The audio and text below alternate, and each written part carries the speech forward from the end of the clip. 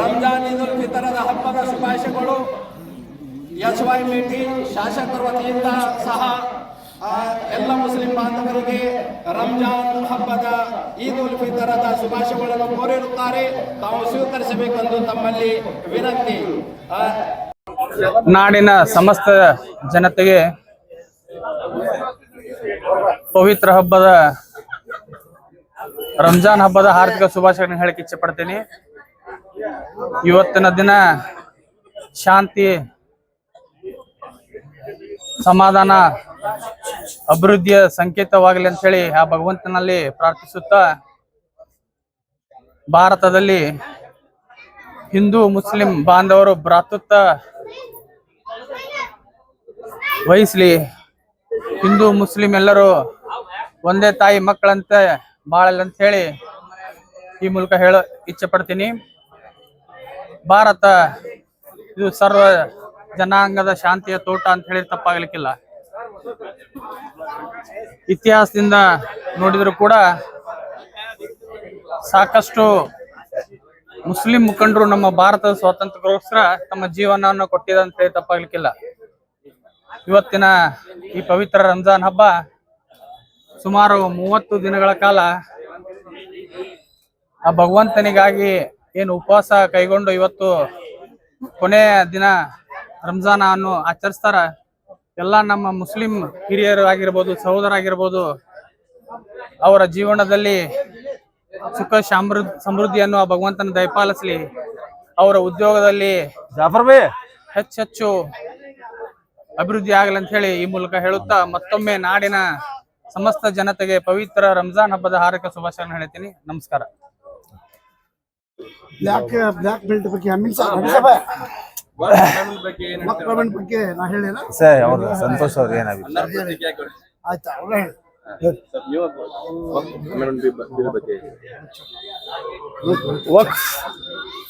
ವಕ್ಫ್ ಬೋರ್ಡಿನ ಬಗ್ಗೆ ಈಗ ದೇಶ ತುಂಬಾ ಚರ್ಚೆ ನಡೀತಾ ಇದೆ. ವಕ್ಫ್ ಈಗಿಂದು ನಿನ್ನಿದು ಮಣ್ಣಿದು ಅಲ್ಲ. ಇದು ಸುಮಾರು ವರ್ಷಗಳ ಕಾಲದಿಂದ ನಮ್ಮ ಅಲ್ಪಸಂಖ್ಯಾತರಿಗೆ ಸ್ಥಾಪನೆ ಆಗಿರ್ತಕ್ಕಂಥ ಈ ವಕ್ಫ್ ಸಂಸ್ಥೆ ಉಳಿಬೇಕು, ಆ ಸಮಾಜ ಅಭಿವೃದ್ಧಿ ಆಗಬೇಕು, ಅವರಿಗೆ ಯಾವುದೇ ತರ ಅನ್ಯಾಯ ಆಗಬಾರ್ದು. ಈ ವಕ್ಫ್ ಮಸೂದೆಯನ್ನು ತಿದ್ದುಪಡಿ ಮಾಡಲಿಕ್ಕೆ ಕೇಂದ್ರ ಸರ್ಕಾರ ಹೊರಟಿದೆ. ಅದನ್ನ ತಟಸ್ಥವಾಗಿ ಇಲ್ಲೇ ನಿಲ್ಲಿಸ್ಬೇಕಂತ ಹೇಳಿ ಈ ಮೂಲಕ ಕೇಳ್ಕೊಳ್ತೇನೆ. ವಕ್ಫ್ ಆಕ್ಟ್ 1995 ಇದರಲ್ಲಿ ಇರ್ತಕ್ಕಂಥ ಅನೇಕ ಕಲಮಗಳನ್ನ ಕೇಂದ್ರದಲ್ಲಿರ್ತಕ್ಕಂಥ ಮೋದಿ ಸರ್ಕಾರದವರು ತಿದ್ದುಪಡಿ ಮಾಡಿ ಅಲ್ಪಸಂಖ್ಯಾತರು ಹೊಂದಿರತಕ್ಕಂಥ ವಕ್ಫ್ ಬೋರ್ಡ್ ಮೂಲಕ ಇರತಕ್ಕಂಥ ಆಸ್ತಿಗಳನ್ನ ಎತ್ತಿ ಹಾಕಬೇಕನ್ನೋ ಉದ್ದೇಶದಿಂದ ವಕ್ಫ್ ಕಾಯ್ದೆಯನ್ನು ತಿದ್ದುಪಡಿ ಮಾಡಲಿಕ್ಕೆ ಹೊರಟಿದ್ದಾರೆ. ಸೊ ಈ ವಕ್ಫ್ ಆಕ್ಟ್ ಅನ್ನ ತಿದ್ದುಪಡಿ ಮಾಡುವ ವಿರುದ್ಧ ನಾವು ಹೋರಾಟ ಮಾಡುತ್ತಿದ್ದೇವೆ. ಮತ್ತು ಇಂದಿನ ದಿವಸ ಕಪ್ಪು ಬಟ್ಟೆಯನ್ನು ಧರಿಸಿ ನಾವು ಇಲ್ಲಿ ನಮಾಜ್ ಮಾಡಿರ್ತೇವೆ. ಇನ್ನು ನಿರಂತರವಾಗಿ ನಮ್ಮ ಹೋರಾಟ ಇರ್ತದೆ.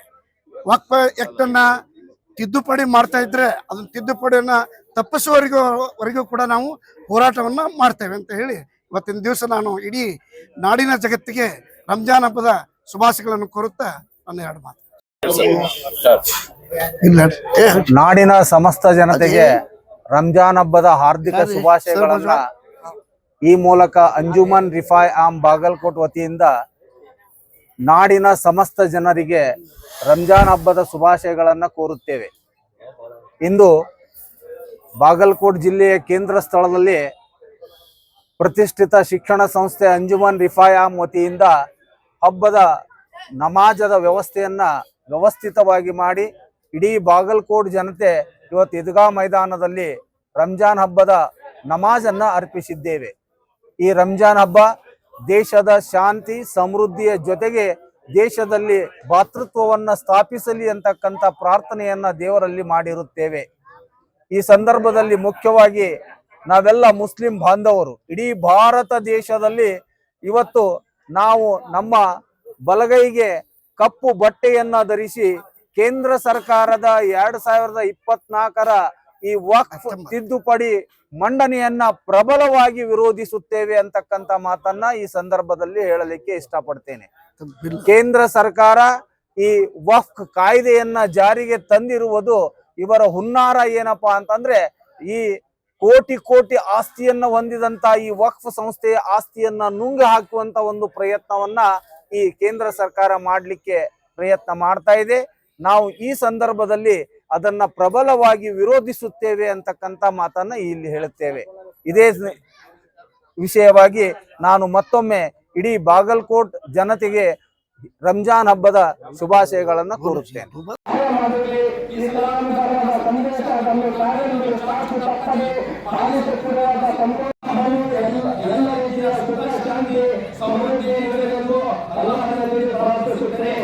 उनके तरफ से गुजारिश की गई है कि उनके सेहत के बेहतरी के लिए दुआ भी करें और उनकी हिदायत के लिए भी दुआ करें। ये कुछ ऐलानात थे, इसकी तरफ तवज्जो दें। वाकिर दावाना अनिल हम्दुलिल्लाहि रब्बिल आलमीन।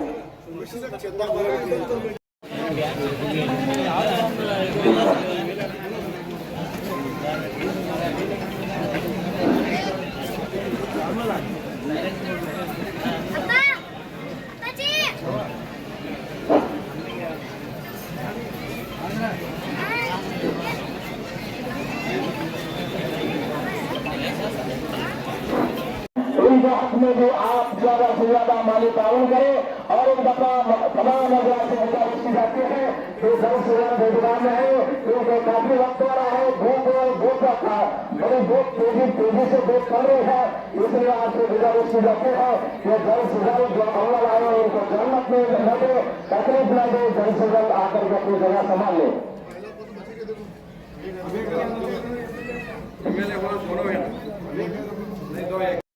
ರಂಜಾನ್ ಈದ್ ಉಲ್ ಫಿತರದ ಹಬ್ಬದ ಶುಭಾಶಯಗಳು. SY ಮೇಟಿ ಶಾಸಕರ ವತಿಯಿಂದ ಸಹ ಎಲ್ಲ ಮುಸ್ಲಿಂ ಬಾಂಧವರಿಗೆ ರಂಜಾನ್ ಹಬ್ಬದ ಈದ್ ಉಲ್ ಫಿತರದ ಶುಭಾಶಯಗಳನ್ನು ಕೋರಿರುತ್ತಾರೆ. ತಾವು ಸ್ವೀಕರಿಸಬೇಕೆಂದು ತಮ್ಮಲ್ಲಿ ವಿನಂತಿ.